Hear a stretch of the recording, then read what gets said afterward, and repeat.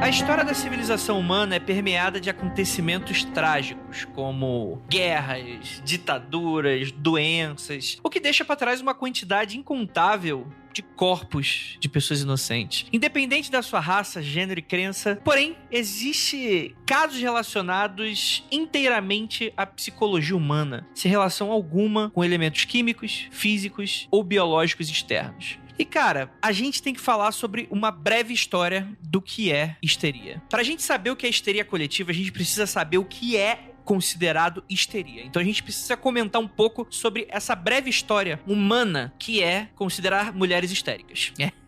Eu diria que a gente vai falar um pouco da breve história humana de misoginia, né? Tipo, a mulher é um bicho errado. Vamos inventar doenças que não fazem sentido. É muito doido isso, porque a gente tem a palavra, né? Ela vem de útero, do grego antigo, né? A galera batia um certo período do mês que a galera ficava, ei, tem alguma coisa acontecendo aqui.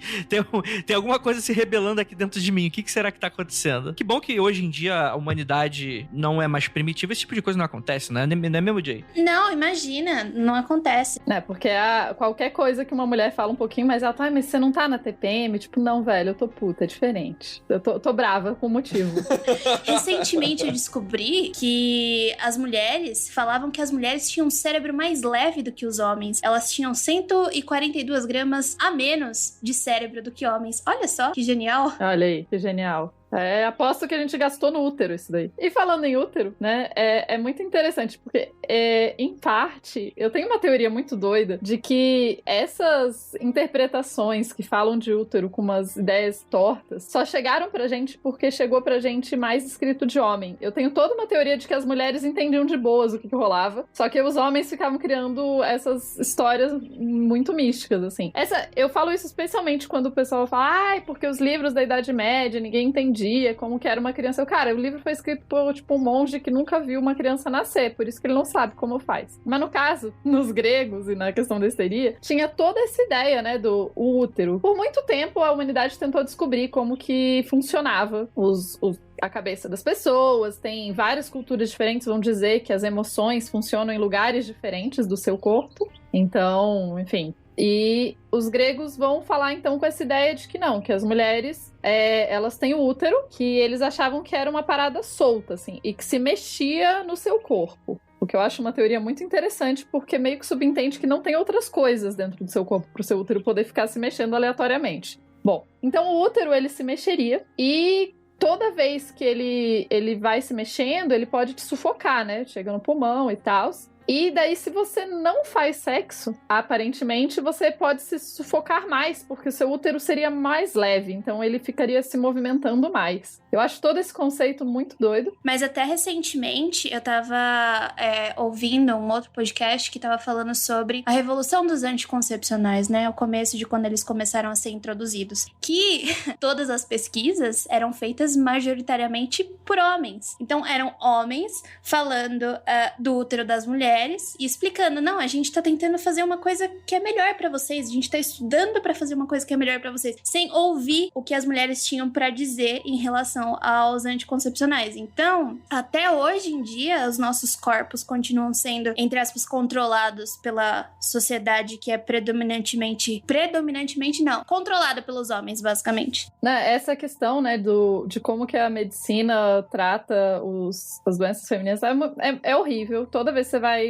ir mais pra dentro dessa teoria, é pior. Mas no caso da histeria, é muito louco, porque então se criou essa ideia de que existia uma doença unicamente feminina, porque afinal ela tá ligada ao útero, e essas mulheres, elas ficariam histéricas, em parte porque elas não faziam sexo, quer dizer, mulheres que não faziam sexo tinham mais probabilidade de serem histéricas do que outras. E essa teoria, ela sobrevive por tanto tempo, mas tanto tempo, que ainda hoje tem gente que associa a histeria a uma questão feminina. Esse conceito é interessante falar que ele só foi de fato quebrado mais pro século XIX. Então, olha lá, da Grécia Antiga, você caminha pra cá século XIX, né, com questões da evolução da psicanálise, psicanálise e tal, o Freud, que tem também diversas questões e problemas relacionados a como ele vai entender, né, essas diferenciações de gênero, mas ele meio que ele vai quebrar isso, né, e você vai transformar a histeria como algo de ambos os gêneros, né, antes era exclusivamente feminino. Mas eu acho que a gente tem que tomar um certo cuidado quando a gente fala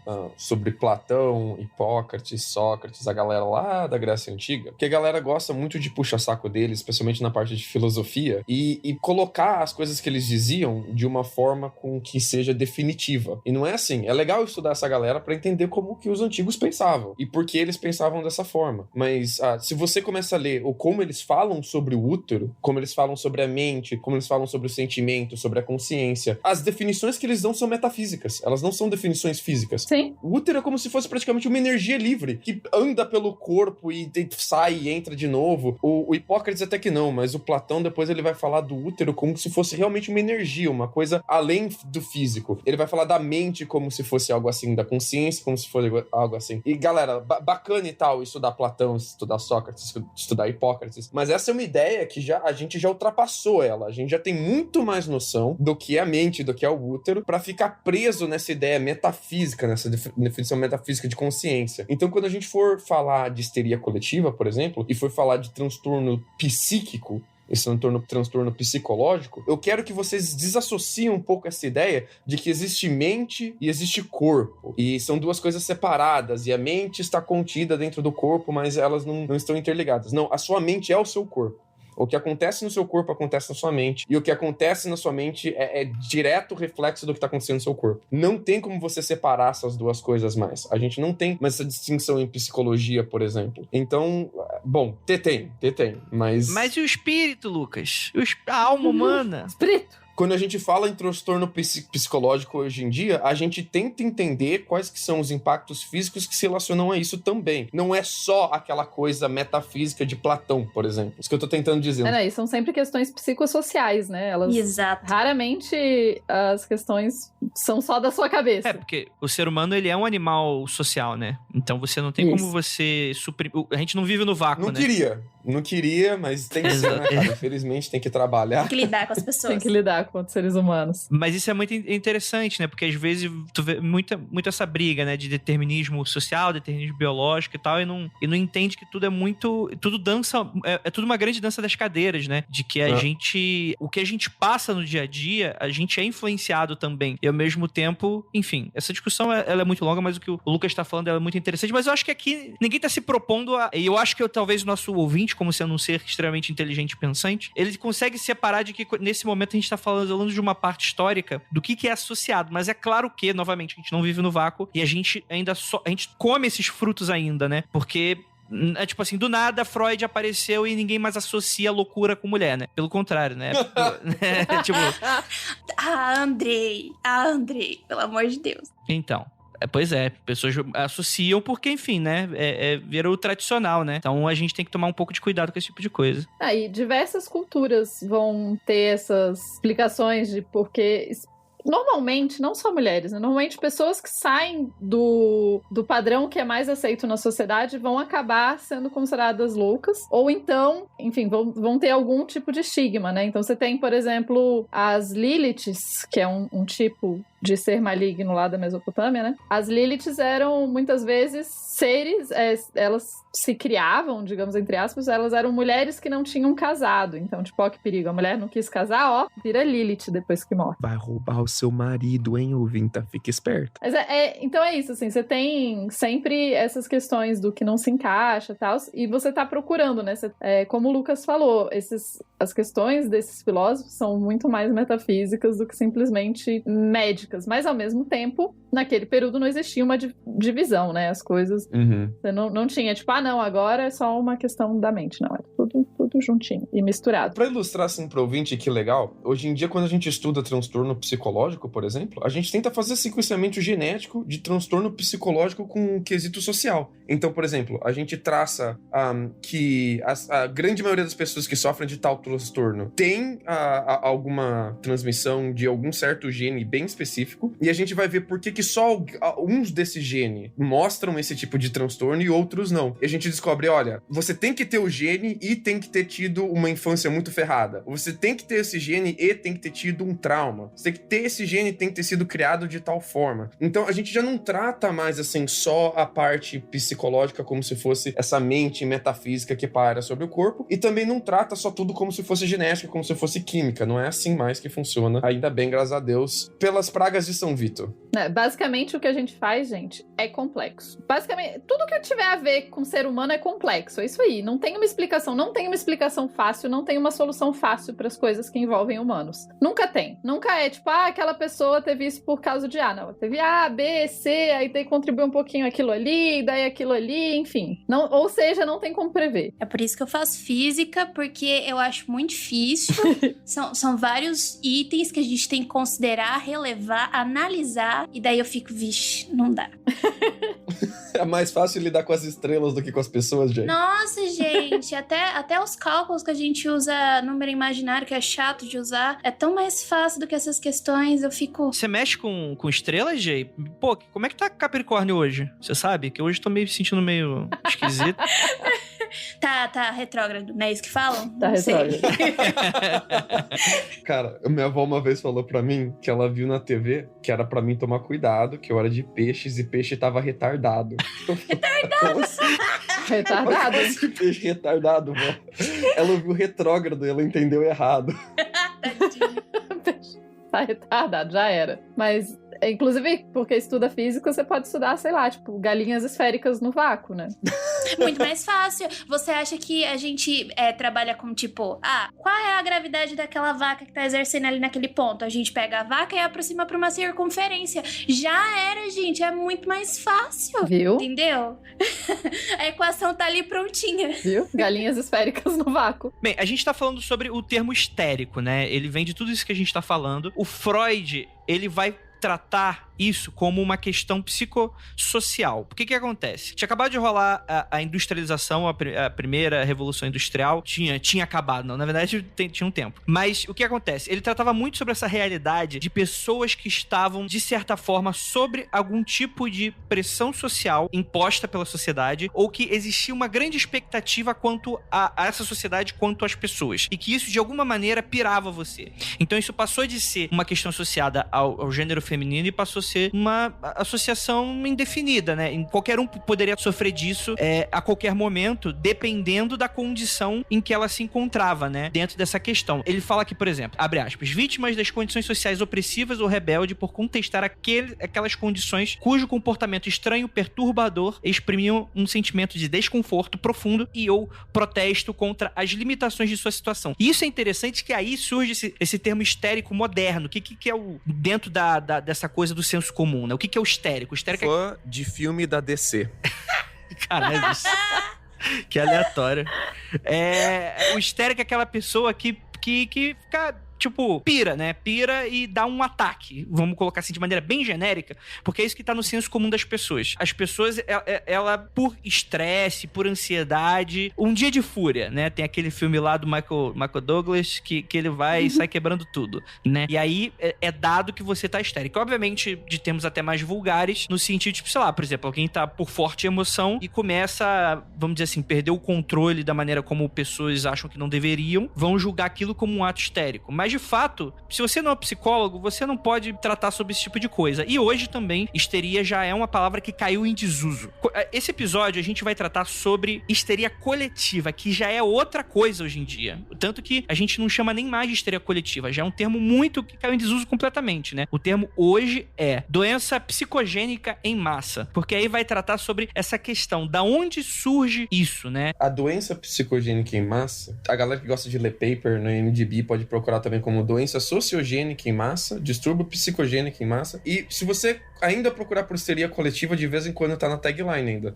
Mais por causa de querer atender, fazer divulgação mais ao público mesmo, né? Mas não porque eles usam esse termo, mas porque eles sabem que você tá procurando por esse termo, entendeu? E ela vai lidar com a rápida disseminação de sinais e sintomas de doenças que afetam membros de um grupo coeso. E aqui a importância da palavra coeso. Não pode ser, por exemplo, eu tô aqui e não sei quem tá no Rio de Janeiro e eu tive o mesmo tipo de sintoma e o mesmo tipo de histeria que essa pessoa. A gente tem que estar ligado por uma característica ou alguma coisa que nos faça pertencer ao mesmo grupo. Essa parte social dela, né? Você também tem originados em um distúrbio do sistema nervoso ou envolvendo excitação, perda ou alteração da função, em que as queixas físicas que são exibidas inconscientemente não têm causa orgânica correspondente. O que a gente quer dizer com isso? A gente quer dizer que aqui a gente não tá falando de ficar doidão, a gente não tá falando de ficar muito empolgado com alguma coisa que você tá esperando, a gente não tá falando de um evento onde as pessoas estão programadas pra ir lá ficar todo mundo muito histérico ao mesmo tempo, como, sei lá, um show de uma banda que tá todo mundo muito ansioso pra ver a banda, carnaval, que tá todo mundo presto,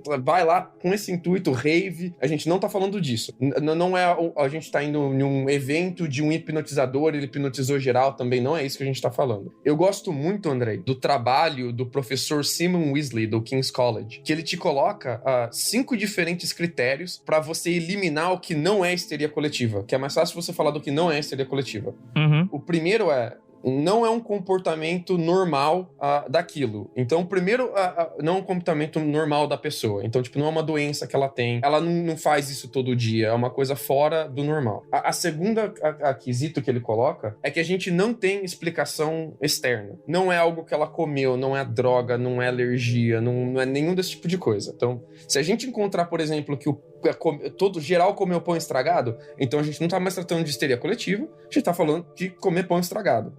Entendeu? O outro quesito é as pessoas terem alguma pressão social pra não agirem daquela forma. Então, se a histeria coletiva que é de dança, tá todo mundo dançando, isso seria considerado bizarro naquela sociedade? As pessoas ficariam assustadas, talvez chamariam a polícia, seria algo ruim? Porque se tem uma pressão social negativa aquilo, então a gente enquadra como histeria. Se for positivo, então as pessoas estão fazendo aquilo por causa que isso vai dar algum benefício pra elas e não tem a ver com histeria. Tipo, ninguém chama carnaval de histeria coletiva, né? Exatamente. Deveria, mas... Eu chamo. Eu sabia. Mas é socialmente aceito dançar loucamente no carnaval. Ninguém acha estranho as pessoas saírem no meio da rua dançando. Fantasiada ainda por cima. Eu não vou ser ranzinza hoje. Pode ser ranzinza, meu bem. Você acha que é loucura? Não, porque o nerd, ele não pula carnaval, meu. Ele fica em casa escutando rock, meu. E jogando videogame. Ah, é verdade, desculpa. Entendeu? Eu perdi minha carteirinha de nerd agora. Não tem... Você perder não tem pinto. Só nerd pra ter pinto, Tupá. Você não perdeu memorando? Ah, verdade, perdão. Eu esqueci desse detalhe. Desculpa. Então vamos lá. Característica comum a todas as pessoas e não é facilmente explicado por fatores externos. Você não tem um fator externo ali que explique isso facilmente. Isso é negativo para aquelas pessoas fazendo isso. Não é uma parada que elas querem fazer, que elas estão esperando fazer, que elas foram naquele evento para fazer isso. Então, se a gente for fechar o que é histeria coletiva, é isso de acordo com esse cara que passou praticamente a vida acadêmica dele estudando muito sobre isso.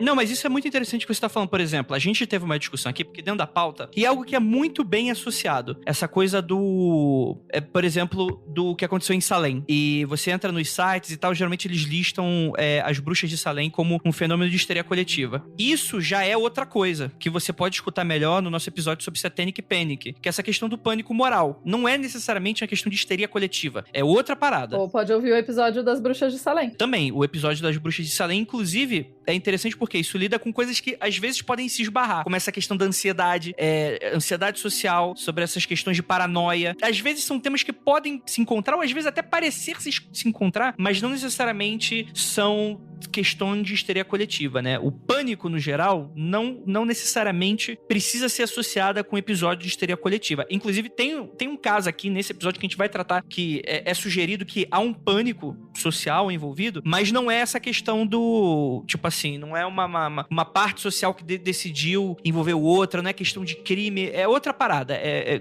um outro fenômeno.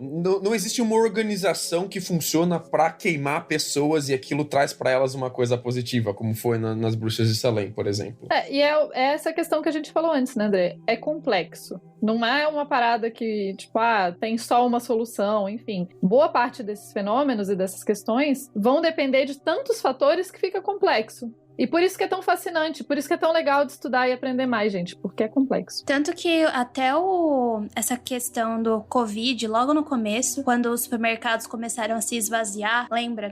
Inclusive, os papéis higiênicos sumiram do mapa e todo mundo achou que... e todo mundo falou assim, não, é uma histeria coletiva, as pessoas estão se desesperando. No meu ver, eu achava que era simplesmente o pânico relacionado à disseminação da informação do que estava acontecendo nos outros países em relação ao Covid, né? Galera, não tem chuveiro em casa pra lavar a bunda, mano. Primeira coisa que eles pensam é vai acabar o papel. Tanto que até tava lendo que eles deram o nome de panic buying, quando você começa a comprar pra estocar com medo de que algo pior aconteça. Ou seja, é aquela coisa de que o ser humano precisa estar em controle da situação pra ele se sentir seguro. Então, eu vi muita gente falando disso em relação à histeria, mas eu acho que tem uma linha muito tênue entre pânico, se desesperar, ter uma ansiedade muito forte, né? E a histeria, no caso a histeria coletiva, do que a gente vai falar aqui hoje. Talvez até possa entrar de acordo com o que o Freud estudava na época quanto a essa questão, né? Sobre essa questão do tipo assim, de como esses picos de ansiedade em momentos de vamos colocar assim, de grandes mudanças, né? Você tem essa questão de passar do físico pro digital, ao mesmo tempo você tem essa questão da pandemia que te deixa com medo, e aí você tem essas questões conturbadas com relação à política. De certa forma, isso pode ser tratada melhor por profissionais da área que estudam esse tipo de coisa, mas não é exatamente isso aqui que a gente vai falar. Outra coisa é que esse episódio, ele é um grande remake de um episódio passado, que se eu não me engano foi o episódio número 65 do Mundo Freak Confidencial, no qual a gente chama uma psicóloga pra falar um pouquinho. Inclusive, a gente vai falar algumas coisinhas aqui que foram faladas lá. Então, se você tiver a fim de reescutar ou ver uma outra visão, quem grava é eu, a Ira e uma psicóloga, pode ser interessante também pra você falar que a gente vai abordar mais ou menos as mesmas coisas, né? A gente só decidiu dar uma nova visão. E a gente vai falar mais sobre isso, inclusive diversos casos de histeria coletiva na história, que é um termo péssimo, eu tenho que parar de usar esse termo, mas eu esqueço sempre o outro, que é o doença psicogênica em massa, e a gente vai comentar mais depois dos recadinhos e depois da vinheta, e a gente já volta.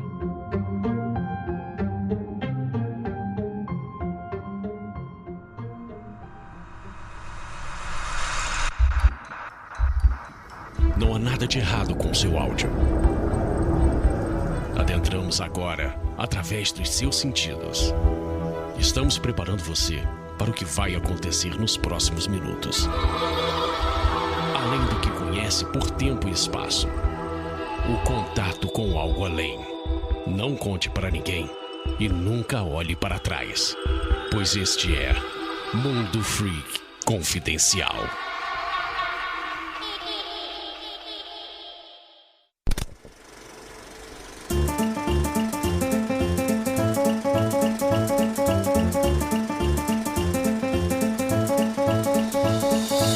E chegamos aqui agora na área de recadinho, prometo que vai ser bem rapidinho. Primeiramente, um grande agradecimento a você que está aqui com a gente sempre, toda semana, e para você que é nosso apoiador financeiramente, para você que tem como e pode fazer uma pequena mensalidadezinha do Mundo Freak para ajudar aquele cafezinho, R$5 para ser aquele cafezinho no mês pro Mundo Freak, para manter. Inclusive, gostaria de falar sobre algo que eu não falo há bastante tempo, que é o Aconteceu Comigo. Muita gente percebeu que a gente fez 2 episódios, depois cadê o Aconteceu Comigo? E seguinte, pela a questão da gente ter dividido o apoio do Magicando, muita gente que apoiava pelo Magicando acabou migrando para a nova campanha.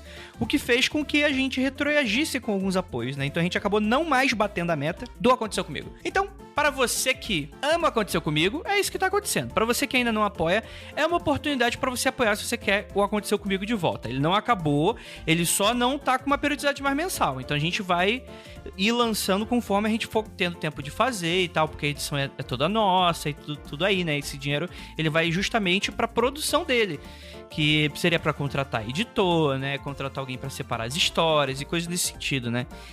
Então, fica aí a oportunidade. Entra lá no apoia.se/confidencial e apoie, que a gente tá bem próximo de bater, na verdade, né? A gente retroagiu pouco, mas acho que não seria justo, né? A gente manter essa periodicidade tão maluca aí, sem ter combinado aí o nosso acordado. Lembrando que, novamente, ele vai voltar em dado momento, né? Ele invariavelmente, a gente vai fazer novos episódios e só não vai ter essa periodicidade muito maluca mensal, né? Que pra gente é muita doideira, né? Porque a gente já trabalha com 4 podcasts no mês. Aí no Magicando já são mais 4, né? Aí tem um cadáver que tá atualmente pausado pra publicação do Criptologia. Quando terminar a Criptologia, ele volta, né? Tá aí a Criptologia saindo, que também tá saindo um por mês, né? Então, são mais 4 aí de lambuja aí pra vocês, né? Então, assim, aí tem o Piruleta do Magicando, que são quinzenal, ou seja, nossa capacidade de produção vai pro limbo, né? Então é só pra avisar vocês e deixar aí um gostinho de que vai voltar sim, gente. Então não preencânico, que eu tenho absoluta certeza que vocês vão ajudar nessa.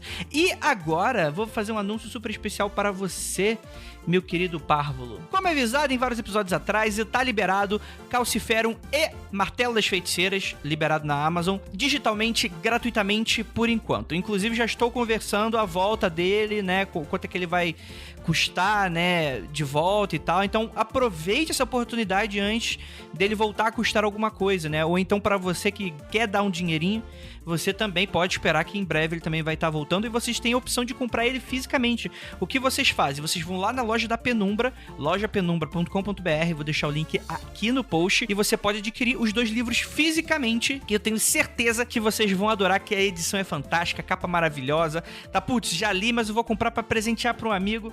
Manda brasa, gente. E aproveite que a sua versão digital está gratuita para Kindle. Agora vamos falar de coisas melhores ainda. Vamos falar aqui, Daniel Lameira, pra quem não conhece, um editor de mão cheia. O cara, ele é uma beldade, tanto por dentro quanto por fora. Um grande abraço e um beijo nessa boca bonita e maravilhosa, Daniel.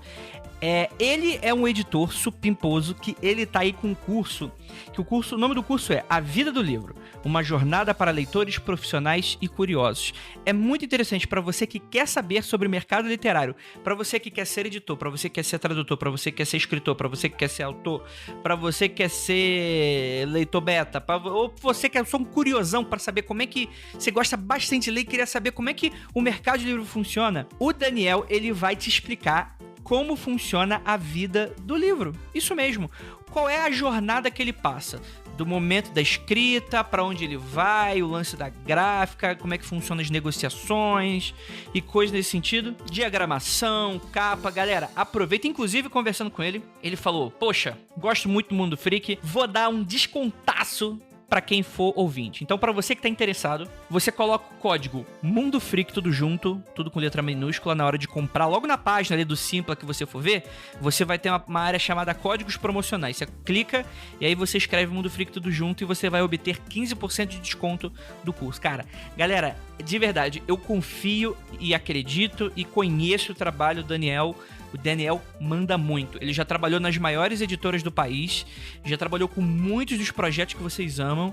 Então, assim, o cara é massa demais. Então, aproveitem. E voltando a falar aqui de editora, a gente vai falar da Script. Por quê? Marcos Keller, nosso menino de ouro, nosso mago em ascensão, o cara com a vareta na mão, ele tá lançando aí, roteiro dele, um quadrinho que é como eu falei, editor Script, né, que tá agora no Catarse. Você pode entrar lá no catarse.me/Rasputin, lembrando que todos os links estão aí no post. Cara, já bateu, tá quase com o dobro da meta aqui, então virou pré-venda, né? Você vai, aproveita que que o projeto é Rasputin e Blavatsky, Aurora Vermelha. Cara, é uma proposta muito maneira sobre uma viagem que o Rasputin faz, que ele tá num trem, e ele encontra Blavatsky, que já tinha falecido na época. Então você imagina como é que se dará esta loucura toda, né? E é uma abordagem que vai tratar bastante sobre filosofia, sobre questões esotéricas e tudo, e com roteiros desse magão foda. Então, pra você que curte pra caramba nosso queridíssimo amigo Marcos Keller,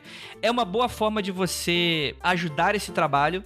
E, cara, a edição parece estar fantástica, tá muito bacana. Fica aí a dica para você, meu querido. Anúncio de quarentena! Isso mesmo, vamos falar aqui de 2 pessoas maravilhosas aqui nessa quarentena e 2 serviços.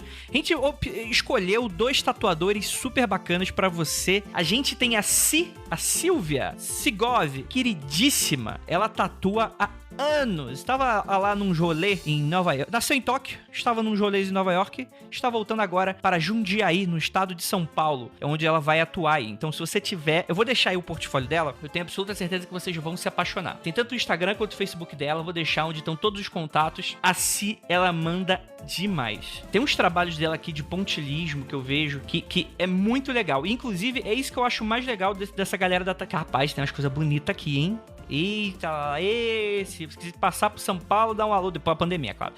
Pra dar um alô pra gente, que eu quero conhecer melhor o teu trabalho aí, olha aí, ó. Arranja um descontinho pra mim. Brincadeira, Silva. Mas se quiser arranjar desconto, a gente aceita. Então... Conheço o trabalho da Si, que ela é uma tatuadora autoral e segue a linha do black work, pontilhismo e gosta bastante de trabalhos bastante detalhados. Então, pra você que tá pensando numa tatuagem de qualidade, daquela que não vai desbotar, aquela que não vai sair na água, igual aquelas de chiclete, a Silvia manda super bem, os trabalhos dela são belíssimos. Um grande beijo pra você, sua bonita. E também outro tatuador, cara, que esse aqui, inclusive, já tatuou Mundo Freakers, hein? Que é o Ian Benetelli, que a gente já falou dele aqui no GQDs do Mundo Freak. Tem o Instagram dele, Ian Benetelli, com 2 N's e 1 L só, né? Ele é um tatuador com foco em terror e ocultismo. Cara, que assim, você entra no Instagram dele, que eu vou deixar aí embaixo pra vocês, e é um negócio de louco. Tem uns negócios aqui de deixar o queixo cair. Ele atua diretamente aqui na cidade de São Paulo, em Perdizes. Então... Para você que está interessado aí, você tem 2 profissionais. Dê uma olhada, cada um com estilos diferentes e que são extremamente de alta qualidade. Aproveitem aí. Vou deixar todos os links aí para vocês, meus queridos. Então é isso. Eu não vou mais gastar o tempinho de vocês, até porque esse episódio ficou muito maravilhoso. Então, bora lá falar sobre histeria coletiva.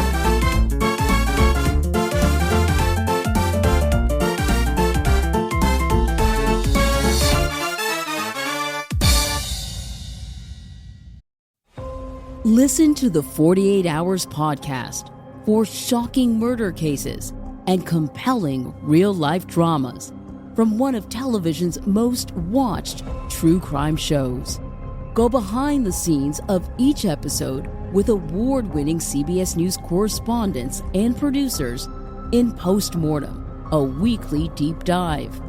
Listen to 48 Hours wherever you get your podcasts.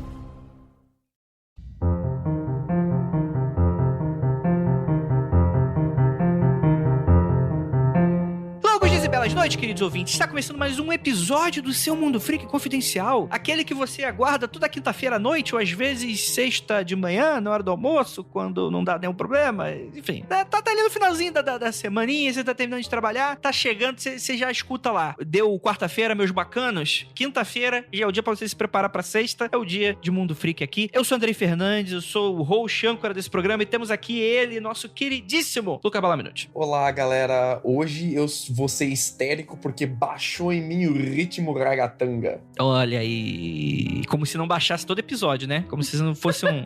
cara tem que passar sal grosso no corpo inteiro pra ser essa ragatanga que tá complicadíssimo. E temos aqui também nossa física pela Unicamp, Jay. Andrei do céu. Oi, pessoal, tudo bem? Tudo bem. Tudo. Tô até envergonhada com essa entrada aí.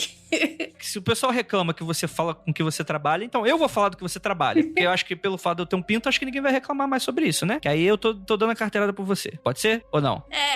Esse episódio hoje em dia tá falando um pouco sobre como a misoginia tá entranhada na nossa sociedade, então tudo bem. Pode falar por mim, não tem problema. Exatamente. Lucas, que é o nosso eterno palestrinho, não recebe esse tipo de crítica. O que recebe é porque ele é uma pessoa muito animada. E aí eu também tenho críticas ao Lucas com relação a isso. É porque eu sou alto, branco e narigudo, e as pessoas acham que pessoas altas, branco e narigudo estão acima de crítica. A gente tem... Eu tô quase terminando esse episódio pra falar sobre essa mítica envolvendo a beleza do alto, branco e narigudo. Adam Driver não é bonito, gente. O Adam Driver não é bonito. Ele é só alto, branco e narigudo. Ele pode ser talentoso, porém bonito ele não é. Exato. O cara parece um cabide no teu quarto e não é bonito, gente. Isso aí é outra coisa. Vamos lembrar que a beleza é uma questão subjetiva, viu, pessoas? Exatamente. Não, ele é feio, Tupá. Ele é feio. Não tô dizendo que ele é bonito ou que ele é feio. Tô só falando que é uma questão subjetiva. O mau gosto também é subjetivo. Você quer dizer que alguém no mundo vai me achar bonito, Tupá? Obrigado. Com certeza. Eu sou a namorilda, hein? Possivelmente, inclusive. Eu não posso falar que ninguém é feio, porque lá no episódio de Dark eu falei que a galera era, tipo, normal, meio feia. A galera, nossa, não pode ficar falando que as pessoas são feias. E meio que a gente tava elogiando a série, né? Que ninguém era... Tipo, o problema do podcast é que é o seguinte. A gente grava esta merda. A gente edita. A pessoa só precisa escutar e entender.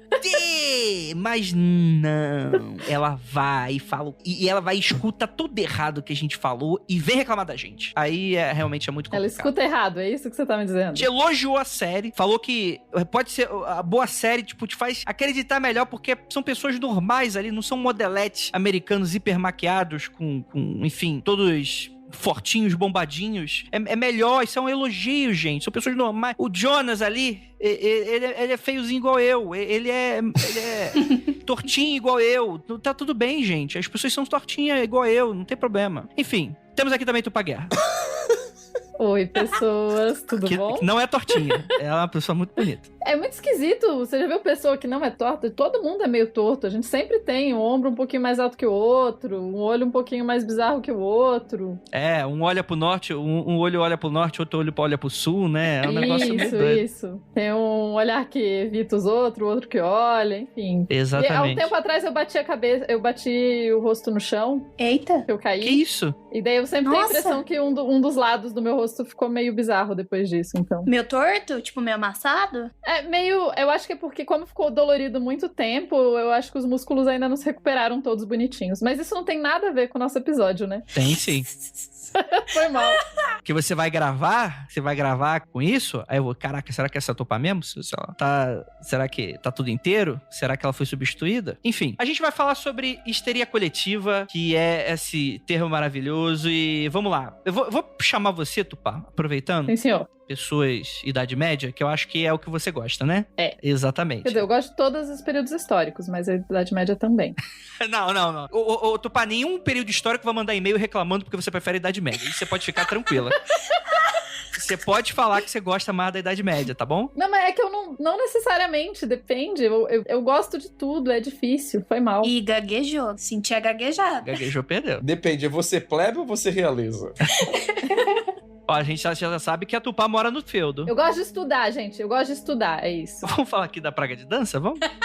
Que a gente tá muito... Hoje a gente tá muito doido, mano. A gente tá muito histérico hoje. Bom, então, na Idade Média, né, a sociedade funcionava muito em pequenos vilarejos. E é interessante a gente pensar essa questão dos pequenos vilarejos e como que... Porque, sabe cidade interior? Eu sei que a boa parte dos ouvintes deve saber como é viver numa cidade interior. Deve ter gente que não sabe, mas assim, cidade interior que todo mundo se conhece, tal pessoa, você não tem um nome praticamente, você é tal pessoa de tal pessoa, né? Porque você fala de quem você é filho, que é importante para as pessoas saberem quem é você. Então, na Idade Média era muito mais comum isso. Na Idade Média, na Europa, tá? Porque na Europa as cidades não eram grandes, etc. Então era muito comum as pessoas se conhecerem e tal. Só que existiam alguns fatores que podiam estressar as pessoas. E esses fatores, você tem um dos fatores e um dos estresses, entre aspas, que ficou muito conhecido, que é a tal da dançomania, ou também conhecida como as pragas de São Vito. O que foi isso? Foi um fenômeno social que aconteceu ali mais ou menos entre os séculos... eu sou péssima de ler séculos. Ai, que bom que eu não tô sozinha, porque eu também sou. Eu vejo século e ele passa na minha cabeça. Tá, foi mais ou menos do século XIV ao século XVIII, então a gente tá falando basicamente do fim da Idade Média e começo da Idade Moderna. E era basicamente, assim, pessoas que começavam a dançar de forma incontrolável. Homens, mulheres, crianças em vilarejos ou cidades, e boa parte das pessoas acabavam dançando até desmaiar ou até morrer. Por que chamam de pragas de São Vito? Quem é esse santo, né? Então o São Vito ou São Guido, depende um pouco da tradução, ele é um santo católico de origem na Sicília, e ele teria vivido ali no final do Império Romano, ainda na época que o cristianismo era proibido no Império Romano, e é um mártir da igreja e tal, e a festa dele é celebrada no dia 15 de junho. E na Alemanha, lá no finalzinho da Idade Média, as pessoas faziam a festa do São Vito, era todo mundo dançando na frente da estátua dele. Então ele era considerado meio que um santo padroeiro dos dançarinos e artistas, enfim. E daí, quando as pessoas começaram a dançar demais, as pessoas acabaram associando a esse santo. O primeiro caso que a gente tem dessa super praga de dança aconteceu provavelmente em 1020, a gente não tem certeza, em Bernburg, ou Bernburg, não sei como é isso.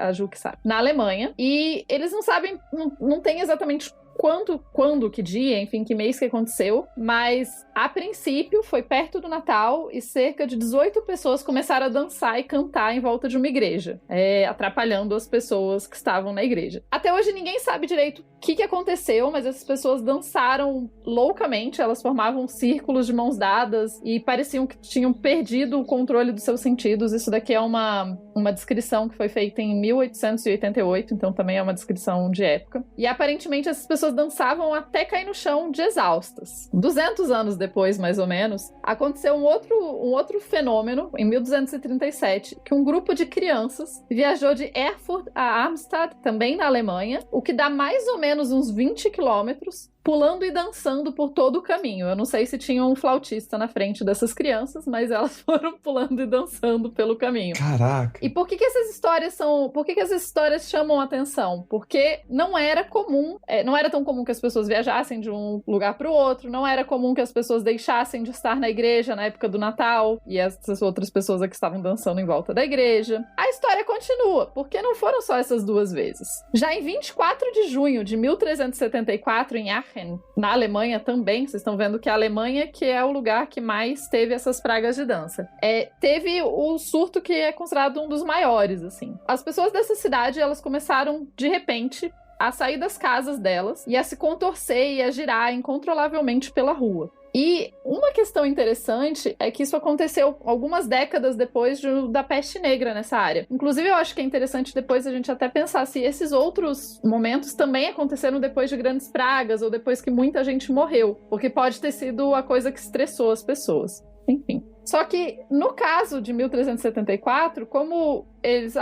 pessoas estão doentes. O que a gente faz com as pessoas doentes? Eles pegavam as pessoas que estavam dançando e isolavam elas ou exorcizavam elas, porque eles achavam que a dança tinha sido uma maldição do São Vito, porque já que as pessoas normalmente comemoravam o São Vito dançando, as pessoas que não conseguiam parar de dançar tinham sido amaldiçoadas. E é tão interessante que nessa época, esse surto primeiro, Então você tá vendo que a gente começou primeiro 18 pessoas, depois as crianças e tal, e de repente teve esse dia, e essa história de pessoas que começavam a dançar loucamente pela cidade começou a se espalhar. Então você tem depois casos na França, Bélgica, Holanda, Itália, enfim, vai tudo se espalhando. E cada um desses surtos, não é que a gente tenha uma causa que é igual para todos. Vários desses surtos vão ter motivos variados. Por exemplo, em 1418, em Estrasburgo, as pessoas estavam fazendo um jejum religioso por alguns dias, e daí teve o surto. Então, alguns estudiosos vão dizer que achar que esse surto foi causado pela exaustão. Já outro surto, em 1428, então 10 anos, teve um monge que dançou até a morte. Eita! E em Zurique, no mesmo ano, você teve também um grupo de mulheres que dançou descontroladamente. Então, você vai vendo que a coisa foi começando em algumas cidades da Alemanha e começou a se espalhar. Agora,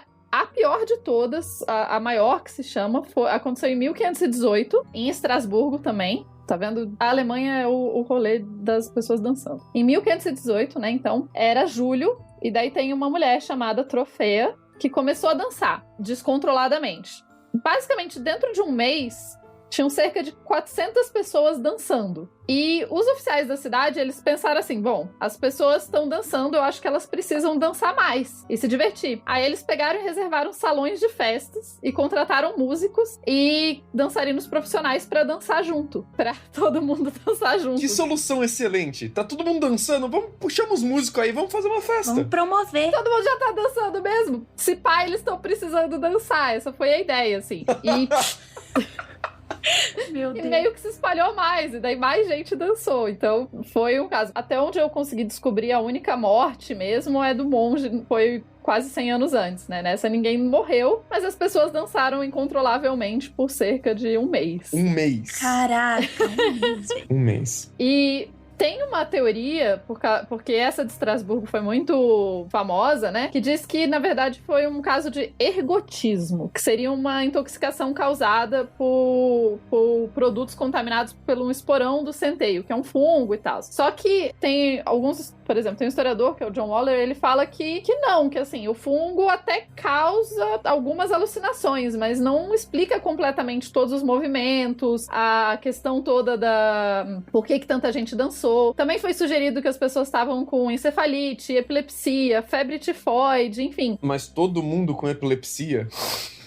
Todo mundo com epilepsia ao mesmo tempo do nada, né? É porque eles passaram aquele episódio lá do Pokémon do Porygon. E aí deu problema. Pois, por um mês. Por um mês. Mas é muito interessante porque todas essas, né... Um dos problemas desse período da Idade Média é porque a gente não tem tantos relatos. Uhum. E os relatos não nos contam exatamente o que a gente quer saber. Isso é sempre uma questão. Então, as pessoas que escreviam nessas épocas, né? Não necessariamente elas estavam retratando um fenômeno médico, ou enfim. Então, muitas vezes, essas histórias, elas vão vir, os relatos... só se escreveu sobre isso 100 anos depois, só se escreveu sobre isso em poesia, enfim. Então, os historiadores têm que tentar, a partir daí, achar os fios e entender o que foi esse fenômeno. Eu imagino que, nesse caso, você deve ter algum estressor, assim, alguma coisa que as pessoas já estavam tão estressadas por outras coisas que acabou gerando problema e elas acabaram dançando loucamente. Mas é sempre um mistério, né? Eu gosto que a Tupá falou que faltam informações, que são 2 tipos de informações interessantes que faltam. Falta informação do contexto social. Era um povo que estava em guerra, acabou de sobreviver de uma pandemia, uma grande catástrofe aconteceu ali perto. Qual extrato social pertenciam? Exatamente. Falta o retrato do contexto social dessas pessoas. E falta a descrição individual dos outros sintomas. Como que era essa dança? Eram espasmos musculares? Que tipo de espasmo era? Era o braço e as pernas que mexiam? Era só a cabeça? Acontecia de hora em hora e depois parava e depois acontecia de novo? Ou era uma coisa contínua e constante? Era o tempo todo? Era todo mundo? Quão rápido se espalhava? As pessoas vomitavam? As pessoas tinham febre? Quais outros sintomas vinham com isso? Às vezes eu fico com a desconfiança que eles estão chamando de dança uma outra coisa. Até por causa de você, disso que a Tupá falou muito bem, de você ter esses casos relatados muito tempo depois e você perder esses detalhes, né? Então talvez isso na música e na poesia depois virou tipo uma história popular que todo mundo tava dançando loucamente. Mas na verdade o que originou essa história popular é que todo mundo tava vomitando com febre, passando muito mal, tendo espasmos. Era uma coisa muito mais problemática, né? No sentido médico. Você tem um bom ponto, né? Porque se for qualquer coisa de natureza neurológica, por exemplo, da pessoa perder o controle do próprio corpo, meio que naquela época, alguém poderia, sem o devido contexto, poder olhar pra aquilo e ver, putz, porque o cara tava com a febre da dança. Não podiam ter nada a ver com essa porra. E tem a outra questão de que muitas vezes os relatos, eles existem por outros motivos, né? Então, assim, às vezes nem rolou de várias pessoas dançarem. Às vezes isso era importante porque tinha alguma questão política na época pra fazer propaganda da cidade, ou pra não fazer, ou surgiu de outra cidade pra falar mal daquela. Então tem muitos fatores. E essa questão, só pra vocês terem uma ideia, tem uns relatos, tipo, de 800 na Inglaterra, que, sei lá, tá acontecendo altas guerras e você tá querendo saber das guerras e a única coisa que o relato fala é tipo, e nesse ano houve uma grande revoada de pássaros pro lado tal. Eles falam, tipo, quem liga pro pássaro? Só que na época era importante, eles adotaram só o que era importante, no caso, pássaros. Guerra tinha sempre, ninguém ligava. Então, esse tipo de detalhe que é muito difícil nesses casos históricos. O que não os torna menos fascinantes. Eu gosto porque é um grande mistério. Então, você tentar entender, aí você vai procurar documentos, você vai tentar achar o que foi, afinal, esse momento dançante, se é que foi dança. Então, mas o que eu queria puxar é o seguinte, o que você tá falando é perfeito, inclusive vai ter outro caso aqui que a gente vai fazer uns questionamentos e é muito melhor retratado, né, porque tá mais próximo temporalmente da gente, né, tem mais registros e relatos, e a gente vai tecer críticas quanto a essa crença, né, de que aquilo foi um episódio de histeria coletiva, né, falando vulgarmente, mas o que você tá falando é muito interessante por causa disso, só que realmente falta, né? E aí eu fico pensando, cara, eu acho que toda vez que a gente fala disso, às vezes é tratado... É um fenômeno que é muitas vezes tratado de maneira muito banal, até mesmo para pessoas que são muitas vezes céticas ou descrentes de algum caso, e acho que isso que o pessoal mais pega. A explicação que você dá quando você não sabe que explicação dar. Exatamente. Porque, claro, alguém viu um disco voador. É muito mais fácil você atribuir isso como um fenômeno psicossocial do que você atribuir que um ser atravessou a galáxia e veio aqui e tá com a sua nave interplanetária área, quebrando todas as leis da física. Pela navalha de Ockham, só que eu acho que isso aqui, inclusive, é uma navalha de Ockham usada meio errada, né? Porque você tá atribuindo um diagnóstico e sem saber do que aconteceu, né?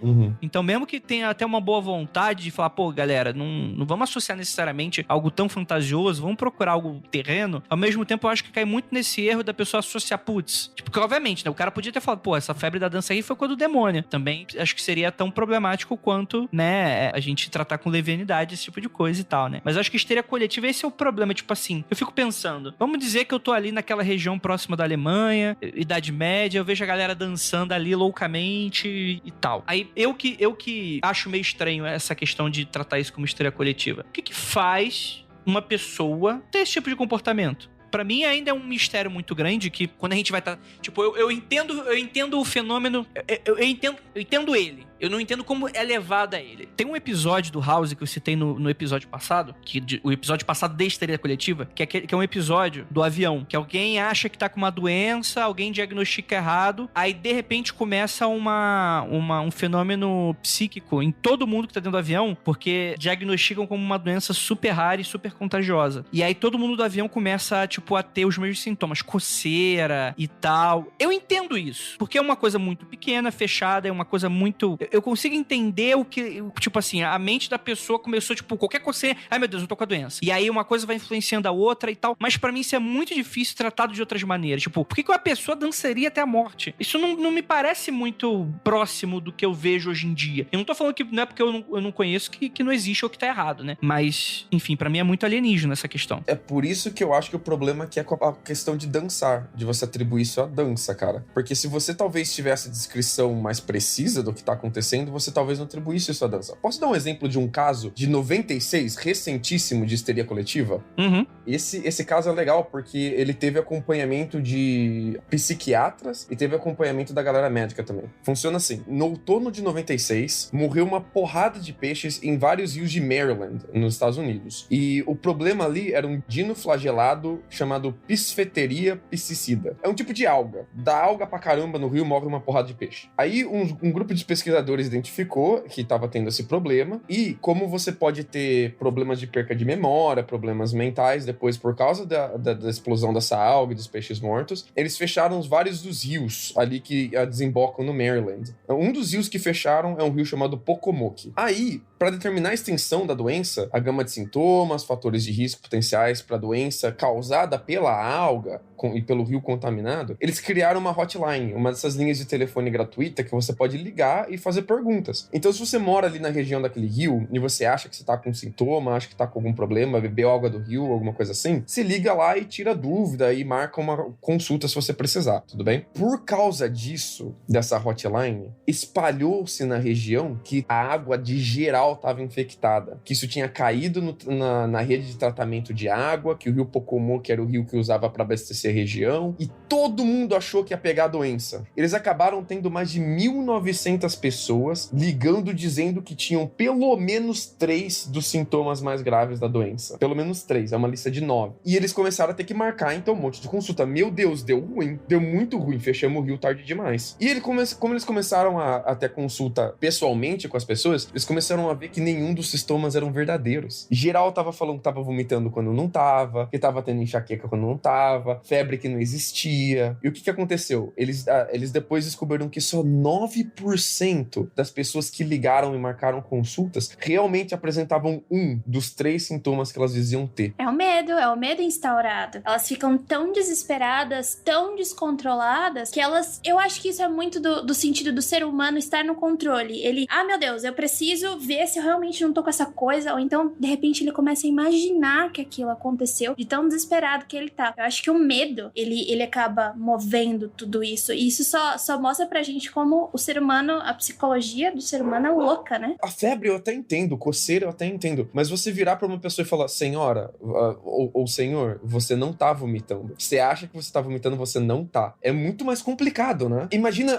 assim, das três cidades em volta do rio ali na região, eles tiveram que parar tudo, interditar tudo e fazer um grande mutirão de consulta pra então detectar que nada disso estava acontecendo. Era todo mundo pirando na cabeça, cara. E esse é um exemplo recente, assim. E como a gente tem o acompanhamento das notícias, tem o caso muito bem registrado, você tem um acompanhamento psiquiátrico, você sabe exatamente o que aconteceu. Mas se eu imagino se isso fosse na Idade Média, se isso não seria atribuído a, por exemplo, a, sei lá, uma grande praga aconteceu na região, ou uma grande maldição caiu sobre aquele lugar, sabe? Ou se isso não teria algum outro tipo de atribuição que hoje em dia a gente olharia com curiosidade, pensando ser uma histeria coletiva dessas que a gente não consegue explicar, por exemplo. O que eu acho é isso, eu acho que sim, que essas coisas se espalham numa velocidade muito maior. Sei lá, gente, se a gente estivesse vivendo uma pandemia, vamos imaginar que a gente está vivendo numa pandemia e que a gente fica sabendo dos sintomas da doença e a gente...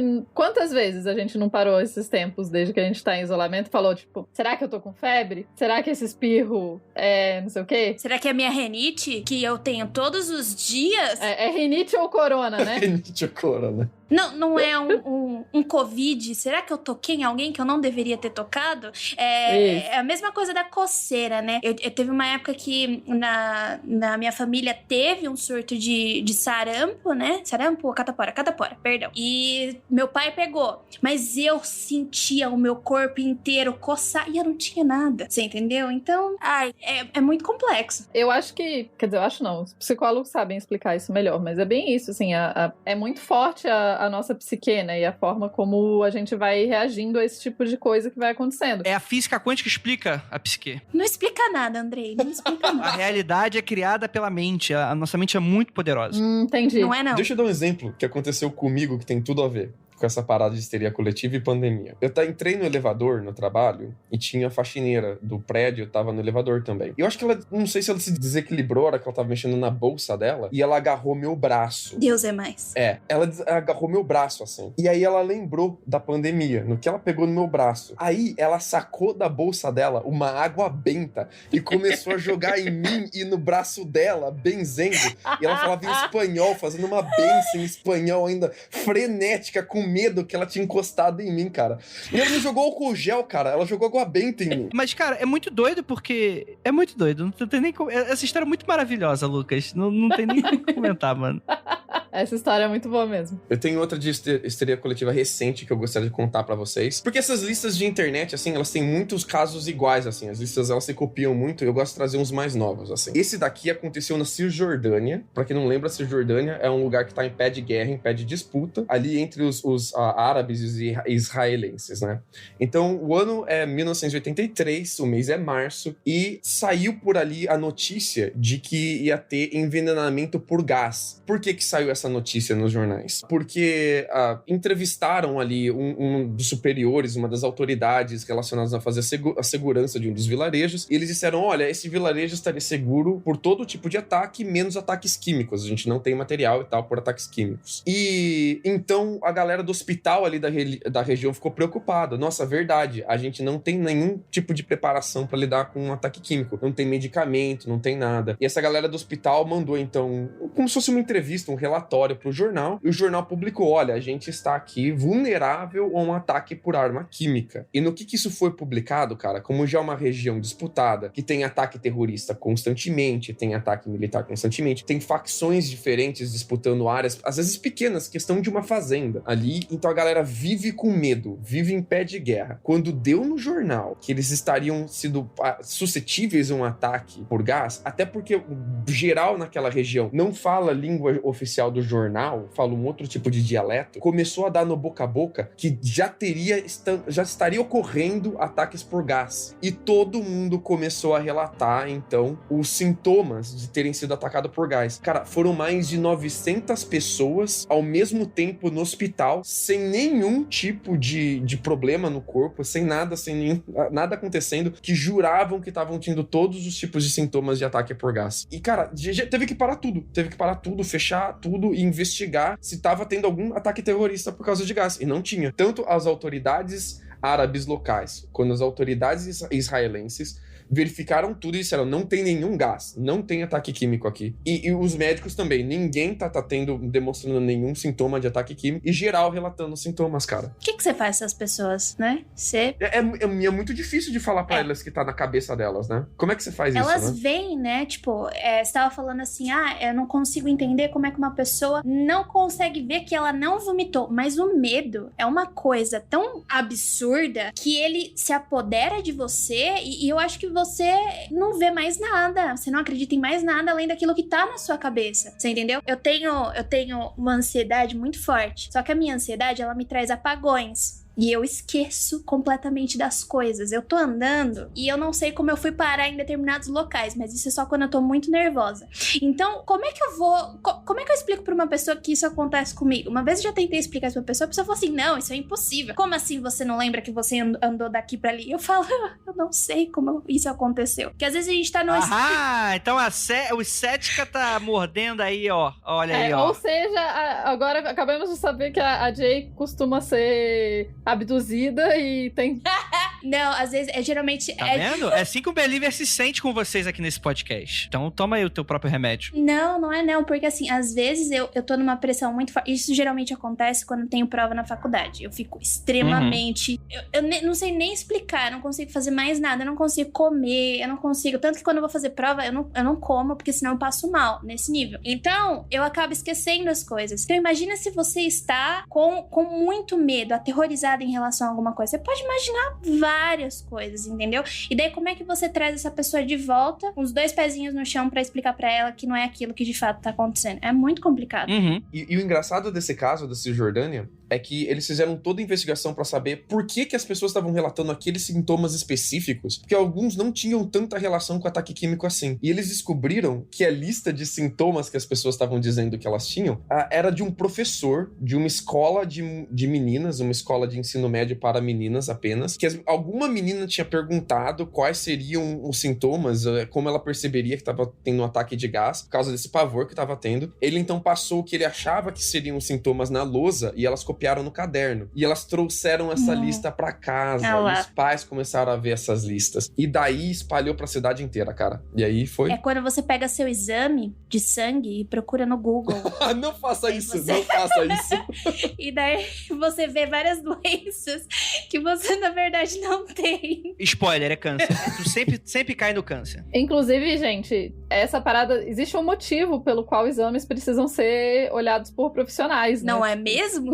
E eu gosto que a Jay trouxe o problema da ansiedade, porque aquele professor que eu tinha mencionado lá no começo, o professor Simon Weasley, ele descreve 2 tipos bem diferentes de histeria coletiva. O que ele chama de histeria de ansiedade, quando os afetados mostram sintomas fisiológicos similares ou experienciados por quem sofre de ansiedade, que é dor abdominal, aperto no peito, tontura, desmaio, dor de cabeça, falta de fome, hiperventilação, náusea, palpitação. E ele tem a histeria que ele chama de histeria motora, que é semelhante à convulsão, paralisia parcial aparente, a função motora que você perde, você perde os seus sentidos de olfato, audição, visão, e ele diferencia de ansiedade da motora, e ele vai explicar que a motora desapareceu meio com o tempo. Você tem muito pouco relato de histeria coletivo-motora hoje em dia, mas a de ansiedade você ainda tem muito. Então, talvez a motora sejam outros tipos de doença que a gente não sabia explicar na época, que foram mal relatadas, que por causa do boca a boca, a gente hoje vê como ataque de dança, ou ataque de riso, que a gente não falou aqui ainda, mas a gente vai falar. É que nem a epilepsia, né? A epilepsia, ela ainda não é explicada.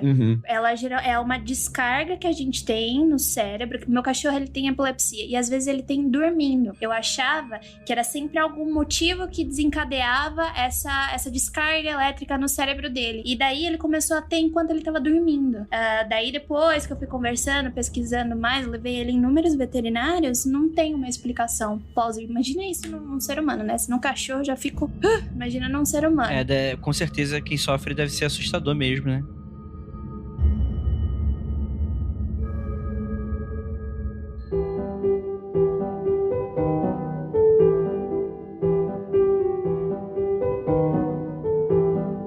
isso que vocês estão falando me lembrou de outro caso aqui que eu vou puxar, que é o caso das risadas, né? Vocês falaram sobre essa coisa de você levar pra escola os sintomas e aí teria sido pico. Teve aquela epidemia na Tanzânia que foi, dizem, né, os relatos, né, que se iniciou em 30 de janeiro de 1962, então é bem recente, né? O que acontece? 3 estudantes de um internato religioso feminino, Cachacha, tiveram um incontrolável e inexplicável acesso de riso. Aí o que acontece? A risada começou a se espalhar pelas alunas. Aí, tipo, você falou, cara, o que tá acontecendo? E aí, os profissionais falaram, não, isso não pode acontecer. Isso aí na escola não tem esse tipo de coisa. Vamos bloquear acesso à escola, ninguém vai pra escola e vai todo mundo pra casa até isso melhorar. O que aconteceu? Vocês colocaram bombas de efeito pra toda a cidade, mano, porque as pessoas voltavam pra casa e agora elas tinham que ficar em casa e ser cuidadas e etc. E aí isso começou a se espalhar cada vez mais pela cidade. Foi uma loucura. Todo mundo começava a rir, tipo assim, e não era necessariamente rir, ai, haha, que divertida, tipo, rir de começar a passar mal. É muito doido essa história, né? E me lembrou muito esse caso. Esse é outro caso de milhares de pessoas. Você não tem, sei lá, meia dúzia de pessoas que ficaram afetadas em um lugar isolado. Começa pequeno e depois se espalha pra cidade inteira. E você tem milhares de pessoas tendo ataques de riso, cara. Isso deve ser... Ou de riso, pra mim, o que mais me dá cagaço, o que mais me dá medo. Porque rir é um sentimento que pode ir do bom pro ruim muito rápido, né? Você ri porque algo é engraçado e daqui a pouco você tá rindo de nervoso. E você ri por causa de medo. Então, ri porque quando você não quer rir, deve ser algo muito perturbador. KKKK. Essa história, né, do riso muito doido é muito interessante, assim, porque imagina você não conseguir, porque qualquer pessoa que já riu descontroladamente, é relativamente comum a gente rir descontroladamente às vezes. Você, cara, dói, você perde o ar, enfim, imagina acontecer isso sem você, tipo, por horas, ou enfim, sem uma explicação direito. Mas, por outro lado, rir é meio contagioso, vocês já repararam? Que, tipo, você começa a rir e, tipo, você tá num lugar que todo mundo tá rindo, você começa a rir também. Você não sabe nem qual é a piada. Exato. Então esse caso eu acho muito bizarro. E a hora que a gente vai ver a questão toda, a questão social, a questão... O que estava acontecendo naquela região, o que o país estava passando, o país tinha acabado de se tornar independente, estava acabando a questão da segregação racial, tinha acabado de acabar, as meninas eram adolescentes, enfim, tem vários fatores que estressariam mais essas pessoas e que acaba fazendo, né, contribuindo para isso. De novo, não quer dizer que toda vez que alguém passar por essas questões, isso vai acontecer, mas nesse momento, essas questões ajudam a explicar o que aconteceu. Eu acho que o engraçado é a proporção, né? Você começa com 50 meninas, daqui a pouco são 100 meninas, daqui a pouco são mais de 1.000 pessoas, 18 escolas fechadas, 14 escolas fechadas, 18 meses de quarentena. Hoje a gente tá fazendo quarentena faz quanto tempo por causa do Covid? 18 meses de quarentena para as pessoas pararem de rir. E assim, eles tentam reabrir as escolas, tentam voltar a funcionar e não dá certo, né? Tipo, reabre a escola, a epidemia volta. Mas e a economia? Sacanagem. Não, mas isso é muito doido, porque isso que você tá falando tem um neurocientista, que é o Scott Williams, ele lançou o livro The Science of When We Laugh and Why, né? É um estudo psicológico sobre o riso, né? A ideia é que, segundo ele, o humor e seu sintoma mais comum, como o Lucas falou, né? O riso é um subproduto de se possuir um cérebro que é baseado em conflito. E, no entanto, às vezes esse conflito leva, por exemplo, quando a gente tenta lidar com 2 ou mais ideias contraditórias ao mesmo tempo. Então é meio que, se você for pensar lá na Tanzânia, né? Tipo assim, meninas fechadas dentro dessa questão do religioso, né? Isso com certeza, de fato, e não tem problema a questão de ser do religioso e tal, mas vamos pensar assim, ouvinte. A adolescência é o momento mais conturbado da tua vida, que os hormônios estão bombando no teu cérebro, em todo o seu corpo. É o momento que nasce essa questão das questões sexuais, você começa a não entender mais, o seu próprio corpo físico muda, a sua cabeça tá em mudança constante, que só vai para lá pela juventude da idade adulta. É muito doido, né? E aí você tá, um bando de menina trancada, né? E com aquela coisa, muitas vezes, religioso, pode ser rígido, etc. Eu não sei como é que funcionava essas instituições na Tanzânia. Então você imagina, e obviamente, né? Algo que aconteceu lá, mas que não necessariamente vai acontecer em outros lugares. E daí você adiciona aí o país ficando independente, o fim da segregação racial no país, enfim, todos todos esses outros fatores em cima, né? Não era só toda a sociedade estava em contradição, digamos assim. Sim, sim. Porque, por exemplo, em dezembro de 1961, o país havia se tornado independente do Reino Unido. E então, realmente, como a Tupá falou, né? Teve essa questão da segregação racial, etc. Abre aspas para um trechinho do livro. Ao pedir a elas que vivessem em 2 mundos de uma vez, nem britânico nem africano, nem branco nem negro, nem adulto nem infantil, mas uma combinação de ambas as coisas, não conseguiram ir adiante. Mas a risada não é uma crise nervosa, é um mecanismo de luta, uma maneira de confrontar o conflito. Às vezes o conflito se apresenta em forma de piada, às vezes em algo mais complicado. Então, é muito doido, né? É uma questão muito doida mesmo, quando você para pra analisar esse tipo de coisa. Pois é. Eu tenho um problema que quando o filme de terror, ele me assusta muito, assim, não de jump scare, aquele que dá, você dá aquele pulo, mas o de Como é que terror dá? mesmo. Como é que dá, Lucas? Ah! Entendi. Eu tenho um problema que eu dou risada. E eu fico, tipo, mordendo o dedo pra não dar risada no cinema, porque eu vou estragar a experiência das outras pessoas, né? Então Você é aquele chato. Ah, eu não acredito. Não, eu me policio pra não ser esse chato, exatamente. Porque eu sei que eu vou dar risada se eu tô com muito cagaço. E tipo, não é porque eu tô achando engraçado, eu não tô achando engraçado o filme. Dá vontade de dar risada, não sei o que é. É quase um mecanismo de defesa. Você tá vendo uma coisa muito estranha acontecer, que aquilo não vai ser bom, que vai acontecer alguma coisa, daí você ri pra quebrar o gelo. É quando você tá assistindo The Office, você dá risada porque você tá constrangido demais. Nossa. Exatamente. Isso que você tá falando, acho que é total nesse assunto, porque a risada é esse sistema de defesa. Ela pode ser um sistema de defesa também, né? E isso é muito doido. Aqui a gente não tem dúvida que é risada, né? Não é como a dança, por exemplo, que a gente fica pensando, será que era outra coisa? Porque a gente tá falando de 62, a gente tá falando de autoridades de hospital, autoridades psiquiátricas. Então a gente sabe que é risada mesmo. E o que faz a gente achar esse caso tão curioso é o fato de ser algo que normalmente é bom, né? Que a risada normalmente é bom. E você tem todo esse contexto de que a risada é um grande problema. E não tem como dizer que é outra coisa. Você tem que admitir que é risada. É um caso muito bem documentado, não tem como fugir dele.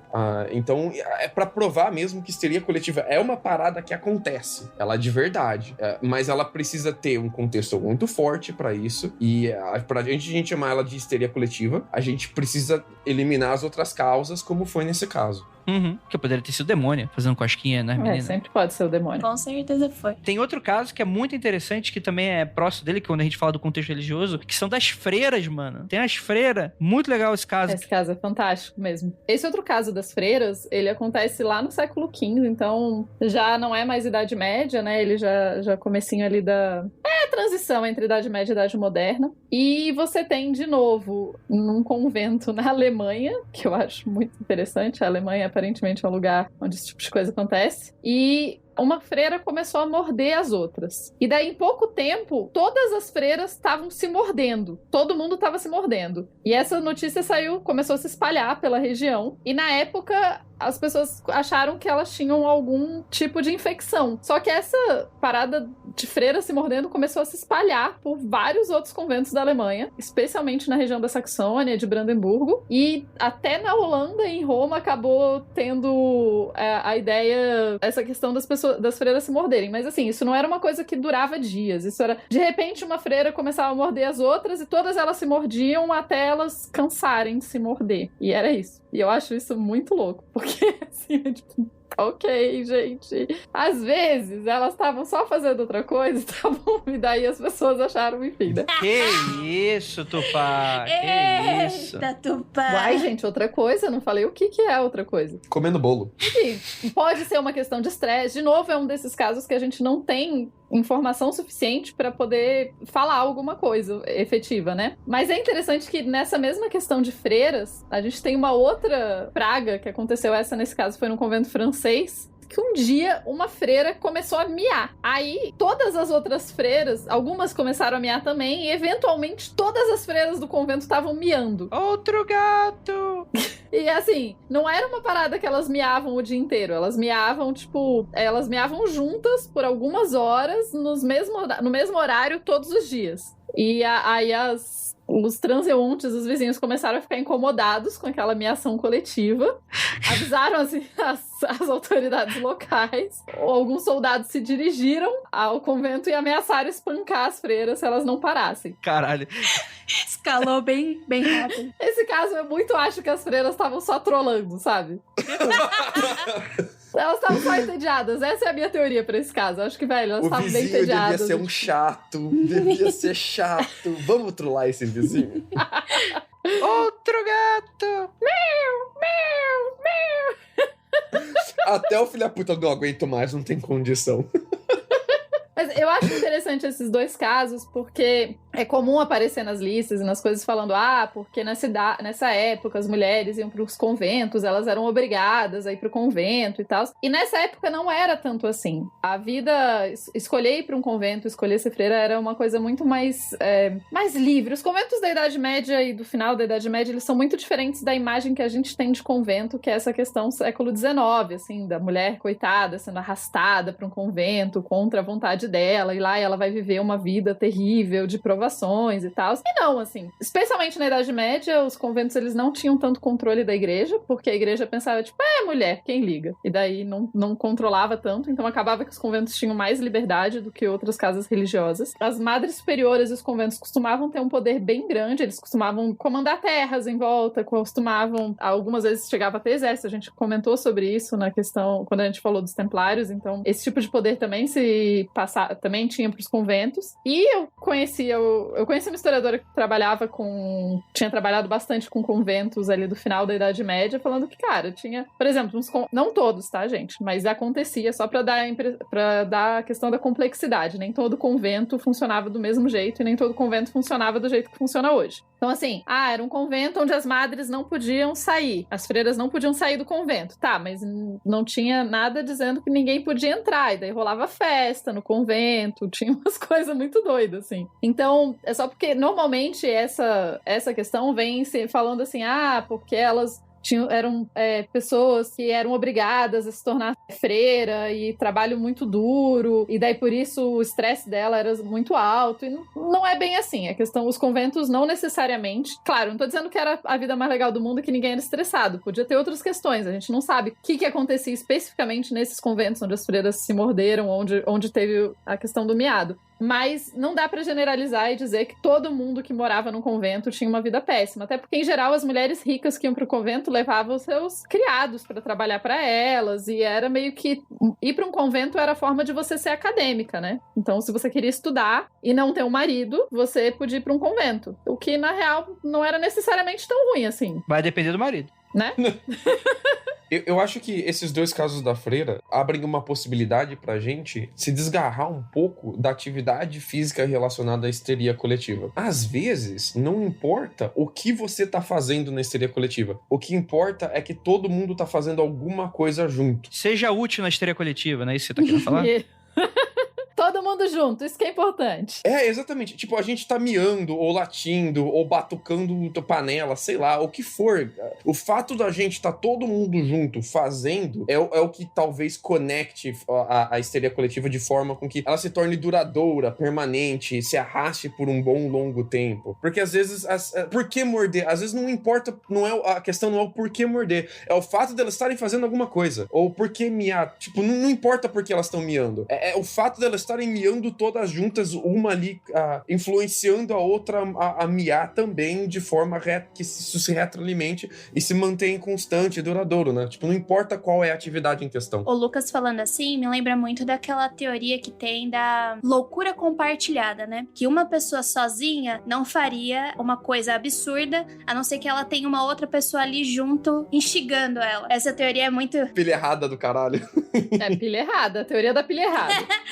Eu vejo muito isso quando a gente vai falar de casais que são assassinos em série, que separado, a pessoa não cometeria tal ato. Porém, se ela se junta com uma outra pessoa e eles começam a compartilhar e a conversar em relação a isso, eles tomam coragem de fazer aquilo juntos, entendeu? Eu faço uma quantidade razoável de lasanha em casa, mas quando a Namorilda se junta comigo, a gente faz lasanha pra 20 pessoas, sendo que a gente somos 2. Olha a histeria coletiva. Aí, ó.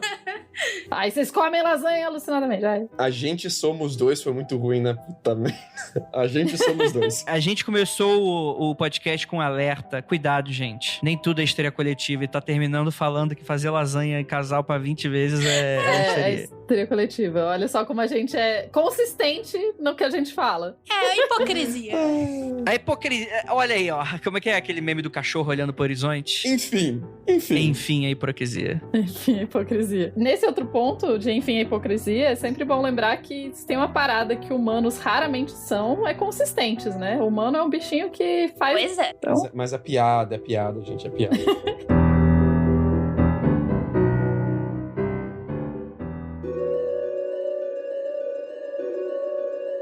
Em 30 de outubro de 1938, acontece uma transmissão no rádio. Adaptado do livro Guerra dos Mundos, de H.G. Wells, você tem o ator e diretor Orson Welles, por favor não confundir os nomes. Ele adapta para o rádio americano, para Mercury Theatre, né, o Teatro Mercúrio, o programa de rádio da CBS, e começa com um aviso. Ele fala assim: queridos ouvintes, vocês vão escutar agora uma dramatização ficcional adaptada do romance Guerra dos Mundos, do H.Ginho, como eles chamavam na época, H.Ginho, Wellzinho, e não se assustem, fiquem preparados.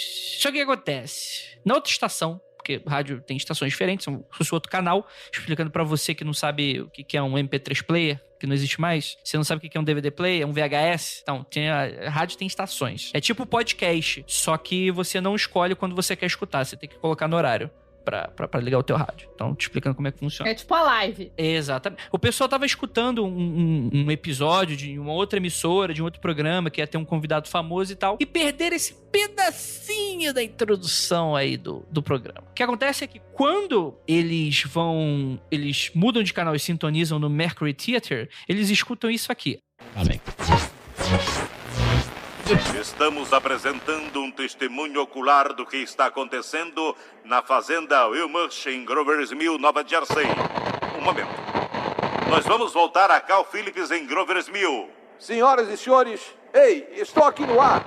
Ok, senhoras e senhores, aqui estou eu, em cima de um muro de pedra que cerca o jardim do senhor Wilmarsh. Daqui tem uma visão de toda a cena. Comunicarei aos senhores cada detalhe, enquanto posso falar, com certeza. Enquanto possa ver. Claro, chegaram mais policiais estaduais. Estão fazendo agora um cordão de isolamento diante do objeto. Há uns 30 policiais, no mínimo. Não é preciso agora empurrar a multidão para trás. As pessoas querem manter distância. O capitão está conferenciando com alguém. Não podemos ver com quem. Sim, agora vejo. Creio que é com o professor Pearson mesmo. Sim, é ele. Agora se separaram. O professor anda para um lado, para o outro, estudando o objeto, enquanto o capitão e 2 policiais avançam com algo na mão. Posso ver agora. É um lenço branco atado a uma vara. Uma bandeira de paz, com certeza. Se aquelas criaturas souberem o que isso significa, o que alguma coisa significa... espere. Alguma coisa está acontecendo. Uma forma encurvada está se elevando do buraco. Eu posso distinguir agora um pequeno raio de luz contra um espelho. Mas o que é isso? É um jato de fogo brotando daquele espelho. Ele vem na direção dos homens que empunham o lenço branco. O jato agora os atinge de frente. Santo Deus! Eles estão em chama! As árvores, os celeiros, os tanques de gasolina, os automóveis, o fogo está se espalhando por tudo. Está vindo para cá, uns 6 metros à minha direita!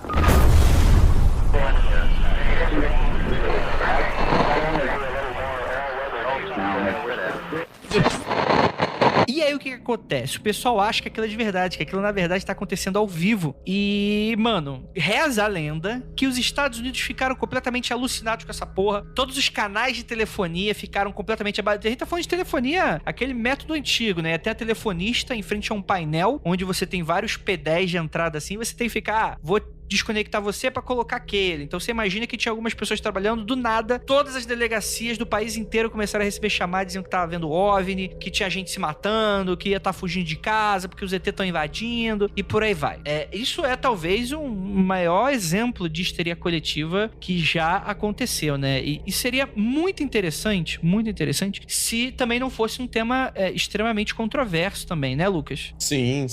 É um caso que ele é estudado na academia científica até hoje como histeria coletiva midiática, porque ninguém conseguia acreditar, depois do caso, que a parada era falsa, mesmo com todos os oficiais oficiais avisando, olha, isso não foi verdade. As pessoas continuaram acreditando por um tempo. As pessoas realmente queriam acreditar. A emoção que elas sentiram foi tão forte enquanto elas ouviam o programa de rádio, que mesmo com todas as informações, autoridades, tudo apontando pra razão, você não consegue acreditar na razão, porque a emoção ainda tá ali à flor da pele, cara. Isso é, primeiro, uma obra de dramatização excelente, né? Parabéns pro cara que editou e produziu isso daí, você realmente conseguiu. E segundo, pra mostrar o poder de influência da mídia quando ela não é bem contextualizada. Você pode trocar o contexto de uma obra e ter um efeito completamente diferente sobre ela, Andrei. Onde será que a gente já viu isso? Acho que um exemplo diferente de histeria coletiva, mas que relacionado a isso, por exemplo, é que quando saiu o filme Pantera Negra, foi um momento em que as questões raciais estavam retornando à pauta de uma forma muito forte. As pessoas estavam discutindo isso novamente e era um momento de debate, era um momento de conversar isso, de não deixar esse assunto morrer. Talvez, se esse filme estivesse em um outro contexto, ele não teria tamanha força, ou não teria tamanho significado. Você tá falando de uma maneira excelente de algo que é muito legal e que, infelizmente, uma parcela grande das pessoas ignoram. Gente, independente se é ficção, se é documental, nada, como eu vou repetir a frase que eu repeti no início do programa em outro contexto, nada existe no vácuo, tudo tem um contexto. Tudo tem um contexto. Uma obra, mesmo que ficcional, que sai em tempos diferentes, às vezes no passado, ela pode não ter sido nada, e quando ela é relançada no futuro, ela estoura. Ou o contrário também é válido, né? Você achar que Star Wars vai ser o mesmo furor midiático que era antes, não faz sentido. Star Wars era novo, instaurou um novo gênero, uma nova forma de se pensar, inclusive financeiramente na década de 70. Hoje em dia já é mais do mesmo, porque muita gente pegou aquilo que Star Wars era e trabalhou de uma maneira muito melhor, às vezes, do que o próprio Star Wars hoje é. E 38 era uma época de guerra. Tava todo mundo com medo por causa de guerra, cara. 1938, a Segunda Guerra Mundial. Era entre guerras, pra falar a verdade. Sim. Mas é justamente isso. E o Guerra dos Mundos, ela é uma grande analogia a esse tipo de coisa. O H.G.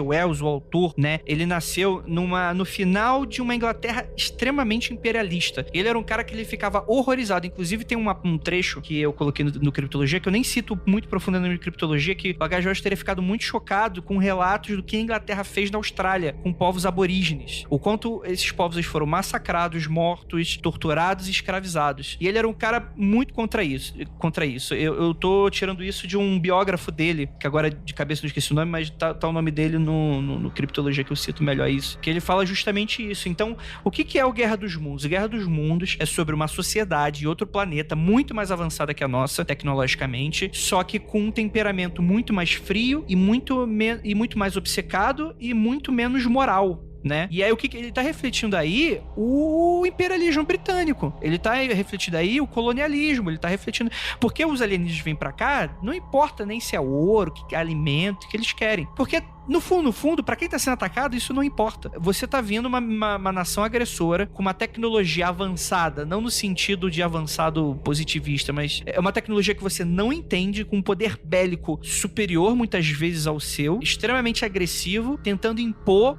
o seu, muitas vezes até o estilo de vida, a maneira e tal. É uma questão de colonização pela força bruta. E o Guerra dos Mundos é sobre isso. Então, quando você vai colocar isso dentro de um contexto em que você tem a Segunda Guerra Mundial, cara, final da década de 40... Vou dar um contexto mais afinado ainda, cara. Ali em outubro de 38, tinha bombado o fato de, ali no finalzinho de setembro, o presidente Roosevelt dos Estados Unidos mandar uma carta pedindo paz ao Hitler. E não obteve resposta, e a galera ficou com o cu na mão. E logo depois disso, 3 dias depois, tem o Tratado de Munique, em que a Alemanha, França, Reino Unido e Itália liberam para a Alemanha uma área ao sul da Tchecoslováquia. Porque naquele ano já estava tendo umas batalhas intensas ali no leste europeu. E depois disso, a Alemanha acabou de invalidar em 5 de outubro os passaportes de todos os judeus. Expulsou os judeus, cara. E então, era aquele momento da guerra que todo mundo tava vendo. Agora vai dar muito, muito, muito ruim. Então,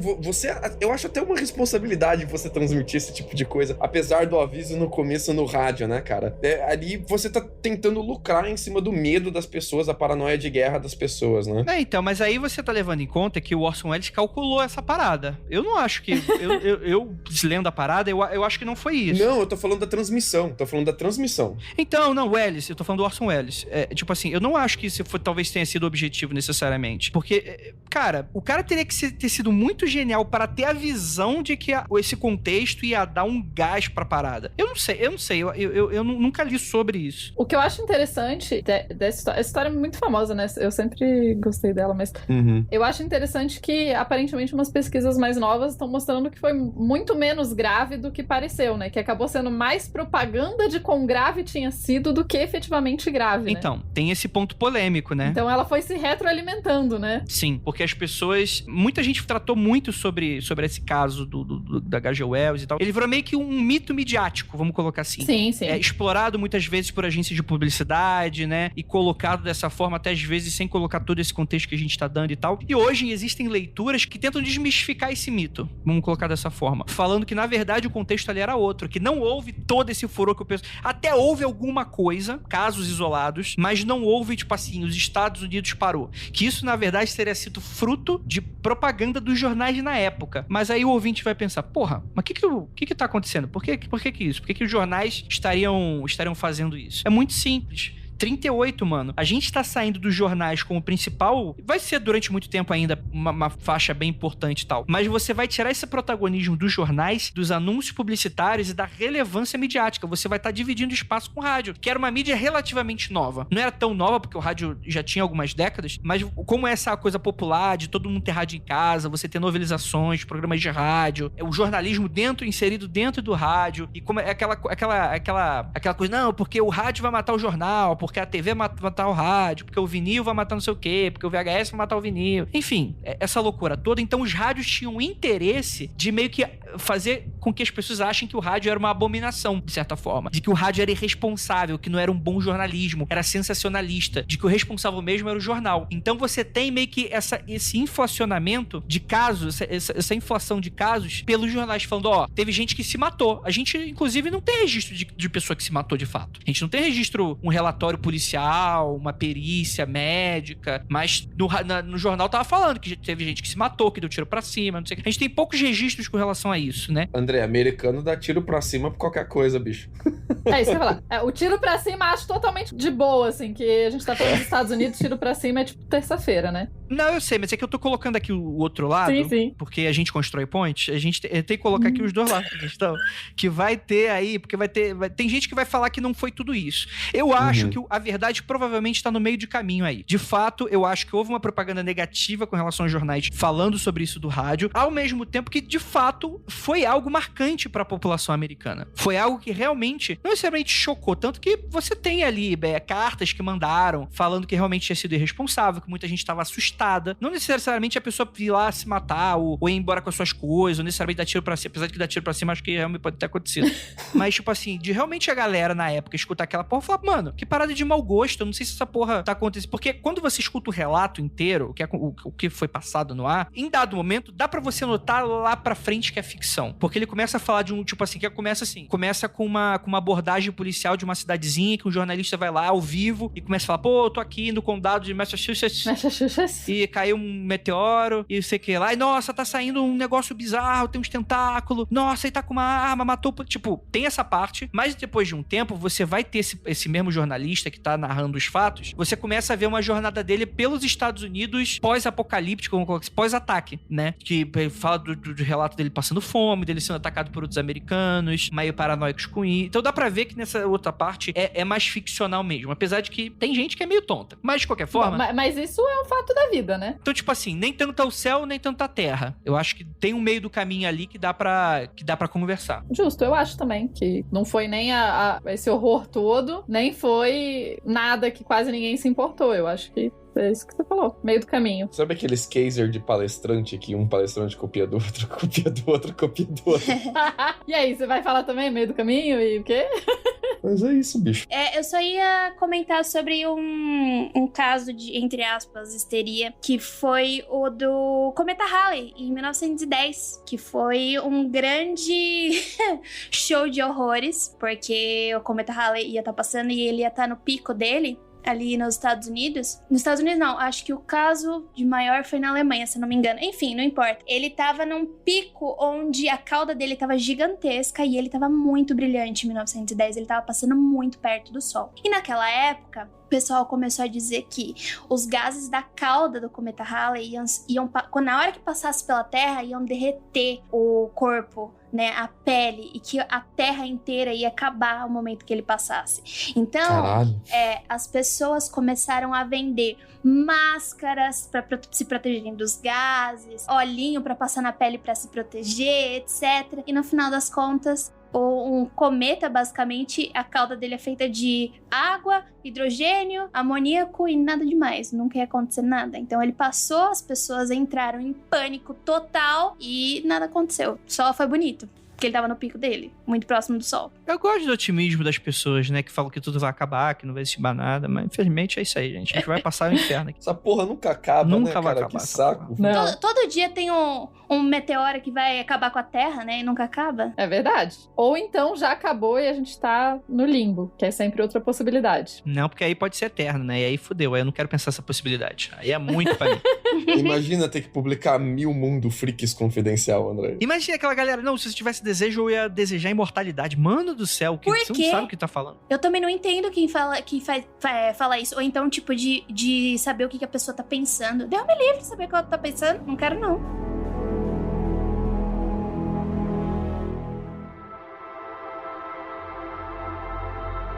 Gente, gostaria muito de agradecer. Infelizmente, a gente não conseguiu transmitir esse episódio, porque eu tô enrolado aqui no lançamento do Criptologia. Mas em breve, semana que vem, a gente já tem gravações aí pra vocês, queridos apoiadores. E muito obrigado pra você que tá aqui no nosso episódio maravilhoso. Gostaria de agradecer essa galera. Vocês querem fazer algum jabá? Ou antes que eu seja acusado aqui de que eu tô esquecendo alguém? Eu quero. Fale. Já que pode. Fazer 2 jabás, olha só. Um que lá no comecinho do episódio a gente falou dessa questão das mulheres serem...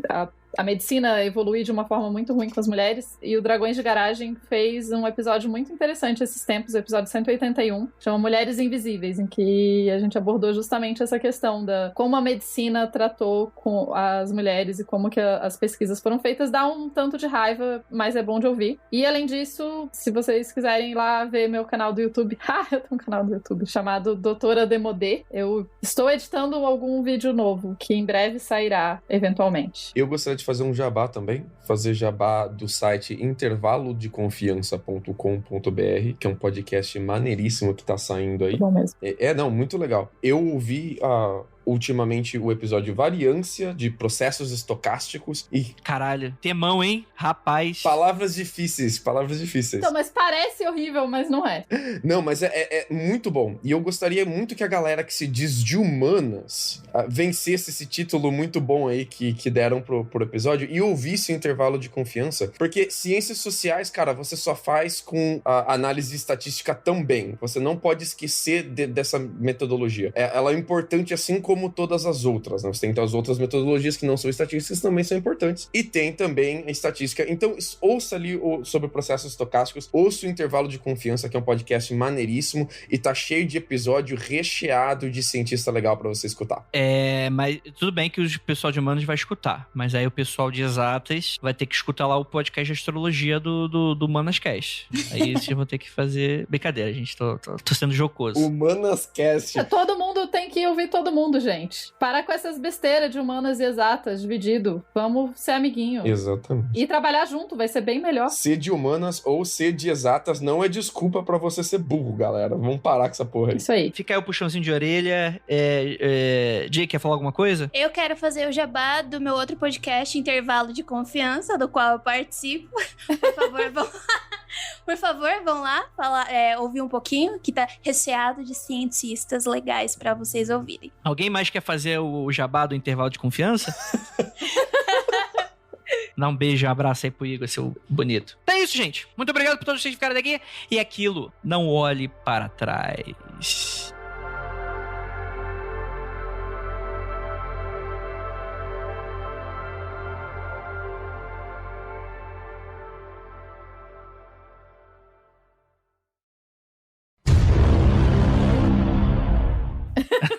Eu gosto de estudar, gente. Eu gosto de estudar, é isso. Olha aí, ó. Gosto de estudar, gosto de batata. Também.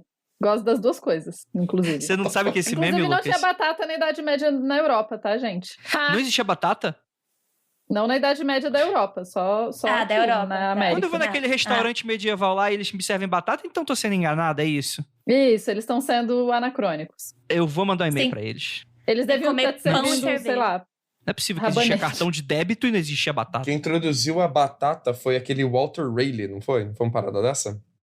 Foi o Mr. Potato aqui, porque traduziu. O que eu acho mais bizarro é chamarem de batata inglesa. Tipo, não tem nada de inglesa a verdade. batata, né? É batata sul-americana. A batata é sul-americana. venenosa, Andrei. Demorou pros caras conseguirem entender como é que fazia pra consumir, plantar a batata e tal. E demorou, tipo, quase um século pra se espalhar pela Europa Porque inteira, assim. europeu... Porque se prestasse atenção nas pessoas que comiam batata aqui, tivesse perguntado pros incas e tal, a galera saberia, mas não. Vai tentar roubar sem conversar. Isso é isso que dá. E a gente ainda tem mais histeria coletiva midiática, né, Andrei? Tem? Tem, uai, cara. Isso aqui... É sacanagem. Queria te deixar desconfortável. Tem... Que porra é essa? É o do A.G. Wells? O do A.G. Wells é em 1938. Não. H.G. Wells é a puta que pariu. É H.G. H.G. Wells. Para com essa H.G. porra aí. Wells, concordo. H.G. Wells. É, É igual, Foi alfabetizado em inglês aí, ó. é igual falar rock. A J.K. Rowling. Aham. Dumbledore. Sub-Zero. Harmony. Não é Hermione, é Harmony. Hermione. Hermione. Não. Hermione é Hermione. Né? Hermione? É o- Eu já ouvi É Harmony. Hermione. Não, é porque ele é. O nome é diferente no inglês. Não é Hermione. É Hermine no inglês. No original. Hermione. Aí fica Hermione. Hermione, yeah. Mas o nome dela é Hermione, como todo mundo sabe. Não, é Hermione. Mas as pessoas só Ela é estão o falando Voldemort. errado. Trabalho de tradução. Ah, porque eu sou da Gryffindor. Vai tomar no olho do teu cu, rapaz. É Grifinória. Ô, Slytherin. Lufa é muito mais maneiro do que Hufflepuff. Porra. Vai. É, concordo. Lufa é da hora. Ou, só Slytherin. uma história rápida nisso.